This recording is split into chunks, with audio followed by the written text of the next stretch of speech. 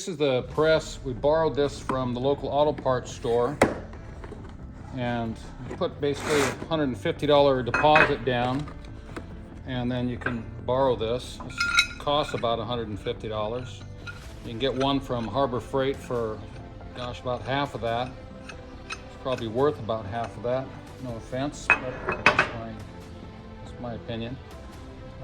They're also available from Snap-on. I priced these today, and they're about $760.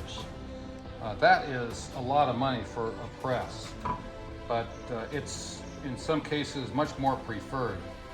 But I'll show you how to use that. I wanted to show you first these U-joints. Now, this is an excellent brand in my opinion. This is the #1 choice I would have for putting in U-joints. And you can see they're nice and greased. We're going to put a little bit more grease in there. And one reason is to hold those needle bearings in there when we start to assemble it. This one has no Zerk fitting. Typically there'll be Zerk fittings on the corners if they're used for drive shafts or on the end of the bearing cap. But since there's so much torque on this front axle, that hole in there to lube it, like that, will end up causing a fracture point. It'll cause a weakness in that joint. So they're not lubable, but they're going to be a little bit stronger because of that. So put that aside. Assemble this. So what we want to do, and maybe it's easier if we lock this into the vise. Let me take this into the vise.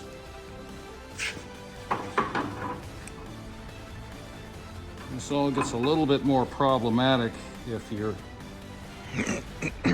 don't have a vise and you're working in the garage or your regular house garage.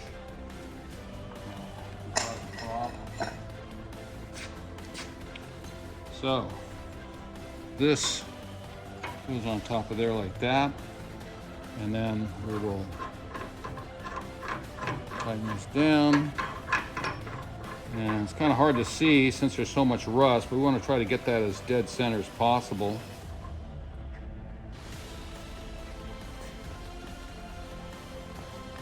So these bearing caps that we're trying to drive out, they're even all the way across. There's no taper at the top, so we can drive that down into this yoke. But what we don't want to do is we don't want to bend this yoke. So that's one disadvantage of using this type of press or a hydraulic press, is that you can actually damage and kind of collapse this yoke. So you just have to use good common sense. And if it looks like it's not going through, then what we would do is we would put a little bit of heat over here on both sides. So anyway, we're going to grab ourselves a big wrench, and we will start to tighten down this screw and drive that down. Now, in my opinion, a better press, a better bearing press, U-joint press, and this is also used as a ball joint press, would have finer threads so that you get a little bit more turn for the amount of downward force. But I think this is pretty standard. That would just be my preference. All right, we've got the press locked into the vise. We've got the front section of the drive shaft in the press, and now we've got this lined up, hopefully nice and centered on the top and on the bottom. If it's not centered on the bottom, then as this cap that's on the bottom starts to come out, it'll catch on the lip here, and then it won't come out. And if you keep cranking on it, then you're going to damage the tool or the yoke, or collapse that yoke, which we don't want. So now we've got this locked in there. There's so much rust, it's hard to see the edge of it. But now we're going to grab our fancy dancy 3-foot or so breaker bar from Snap-on and start to crank on this. And like I mentioned before, I like to use hand power instead of the impact. It's too easy, especially with these really powerful impacts, to have a negative effect, like just cranking on it too much. Okay, so I'm not hearing anything, but I can see that the line around the edge is starting to get very well defined. That tells me that it's moving at least on that edge, and yeah, pretty much all the way around. So that's a good sign. So we are gonna go ahead and crank on this a little bit more, but nice and slow.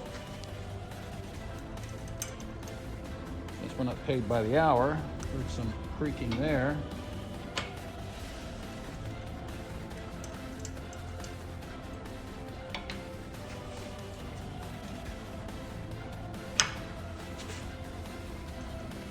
All right, that's getting pretty tight. So what I want to do is I want to hit that with a little bit of heat. And my preferred method is this handheld little torch. It's called Quickfire. Unfortunately, they're not available anymore.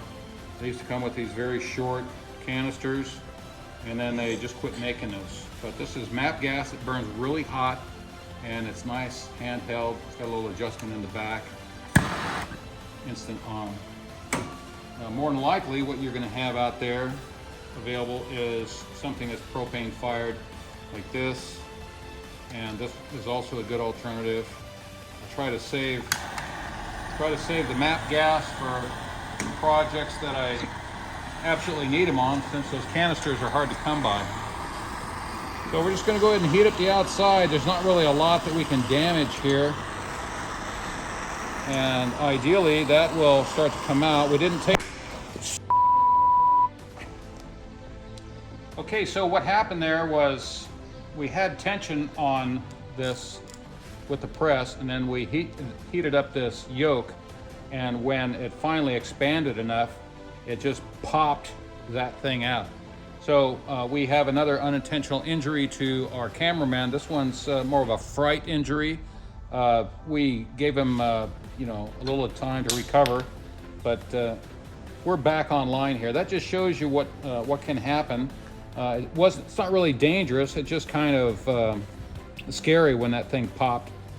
But anyway, that thing is loose. The bottom one fell out, and you can see the condition of this cap. Now this is the way it came out. We did not do that. You can see that this broken edge is got all that powdery rust stuff on there. So that tells me that's been there for a while.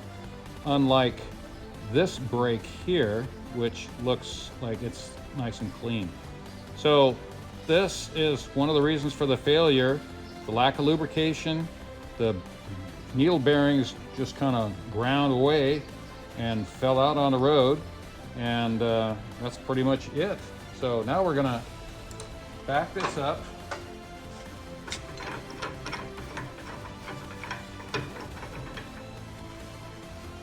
Sure that's not hot, and we are going to turn it around and drive this other cap out.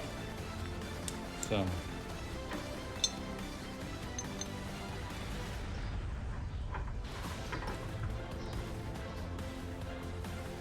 try to get that nice and centered, and make sure that that is going through the hole, not being compressed by it. I'll be able to get this with just the ratchet.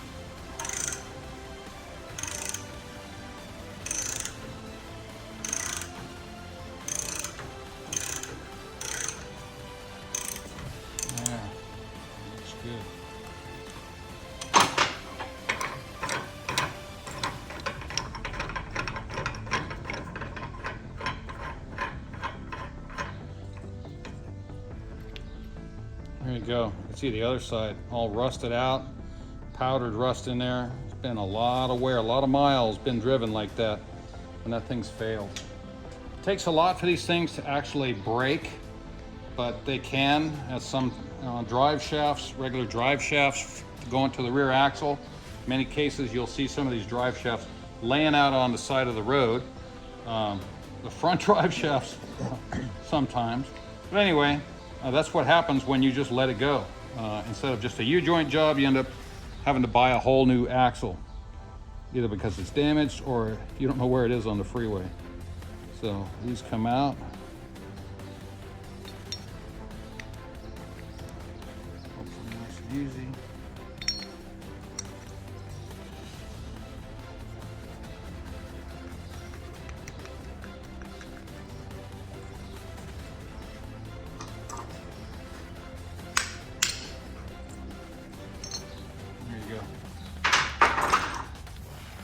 So we'll inspect this surface, make sure this is nice and clean, make sure that we didn't mushroom the top of this yoke. Give it a little bit of a sand in there, not much, just something light, and we'll go ahead and put that together. Okay, we've got the U-joint removed, and I wanted to show you how I clean these things up before I reinstall the U-joint. Got a little 120 grit emery cloth here, and I just want to touch the inside of these up a little bit. Also verifies that there's no issues with them. It's easier to see if they're clean. So go ahead and clean that.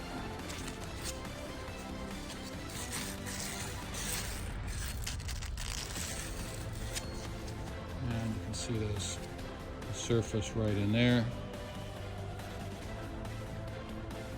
You got scratches from the sandpaper, and that's it. And now we'll do the other one.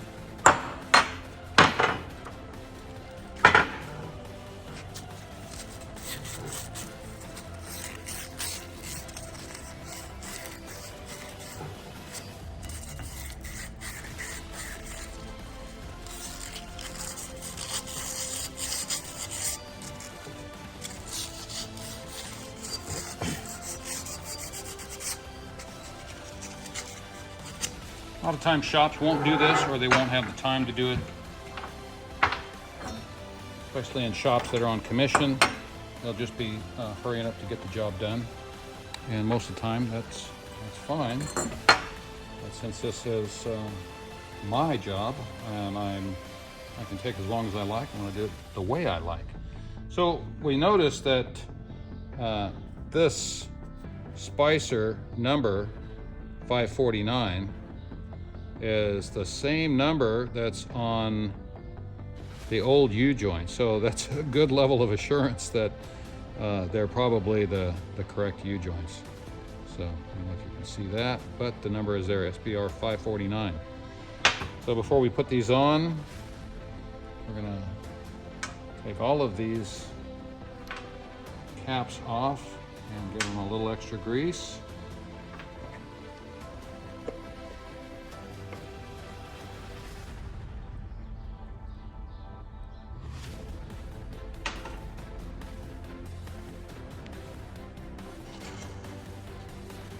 And we're using the grease that's available. This happens to be the marine corrosion grease. Back in the day, there was a difference in the greases that prevented you or restricted you from mixing different kinds of grease.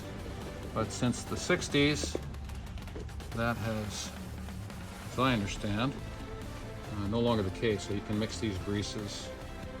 And this step serves two purposes. One of them is to, of course, add a little more lubrication to something that you're not going to be able to grease after it's assembled. And another is to help hold these needle bearings in place. The biggest danger of putting these back together is if one of those needle bearings falls crossways and ends up down in the bucket at the bottom, then you're not going to be able to get that on there enough to put that on there tight enough to get those clips in. And if you do, then that is going to be real tight. And we don't want that. We want these nice and loose when they're assembled. So since this has this collar on here. We're not going to be beating on this for reassembly. We're going to just use this press since we have it here available. In a pinch, if you're out there in the field for any kind of U-joints, then yeah, you might have to beat on it, but you just got to be careful of anything that you could damage in this case right here. Okay, we're back with the U-joint installation. We're placing this in the first section of the drive shaft here. And I wanted to call attention why we are locking this in there. We're gonna have to tap that in there. It's a little bit tight.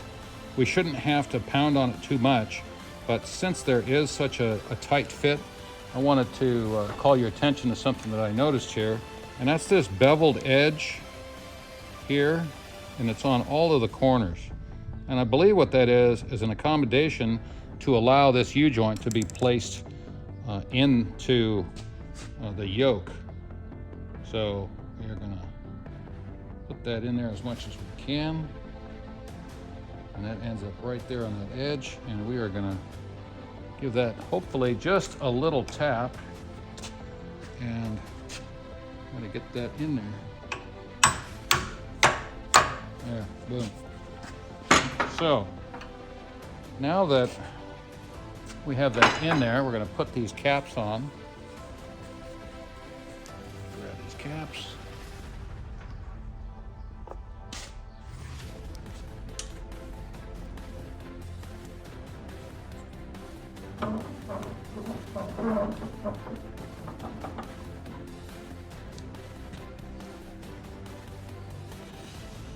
I'm going to push that one out a little bit and put that on like so. Then on the other side, same thing. Push that in and push that in there. So this is the ideal position, is where you have this U-joint floating between those two caps. That's gonna give you a high level of assurance that this is not gonna fold over one of those needle bearings. If a needle bearing folds over, it's gonna be a lot of problem. So we're getting some action here. I'm surprised it goes in like that. That's good. So the main thing is that it still slides back and forth like that. And when you're driving this in, whether you're gonna hammer it or use a press, you want to try to keep this in a mid-seated position. Sometimes if it's all the way over to one side or the other, that's enough to allow one of those needles to fall. If that happens, it's going to be a problem. It's going to be a bad job that does not allow you to complete the system or complete this repair correctly. So I'll lock this in the vise.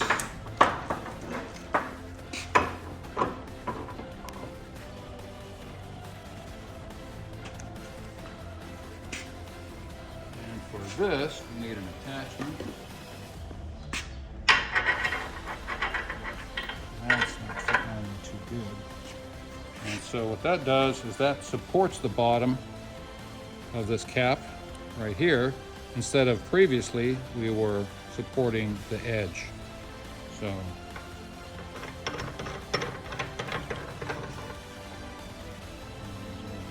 try to put that on there as straight as possible. Some of these are not on there even.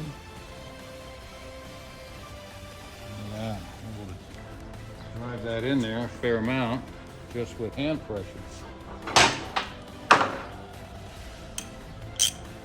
the ratchet. Make sure it's still floating between the two.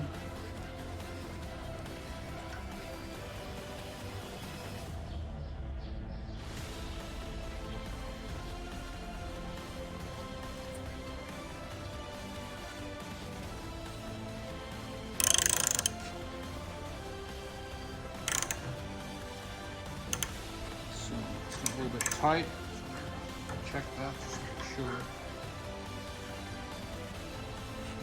And that's pretty good. So we've got this on there almost even, and we're going to cut the film and show you the rest of it in just a minute.